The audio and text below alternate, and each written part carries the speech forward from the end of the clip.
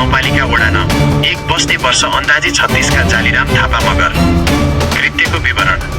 आफ्नै खेतबारीमा गोरु जोतिरहेको अवस्थामा गोरु हिँड्न नसकी खेतमा बसेपछि निज जालीरामले गोरुको नाक र मुख माटोमा गाडी दिई कुटपिट र हिर्काएर निर्दय व्यवहार गरेको र सोको भिडियो बनाई आफैले फेसबुक तथा टिकटकमा पोस्ट गरेको।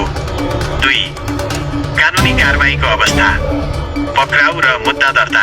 प्रहरीले निज जालीराम थापा मगरलाई नियन्त्रणमा पक्राउ लिइसकेको छ। कानुनी दफा।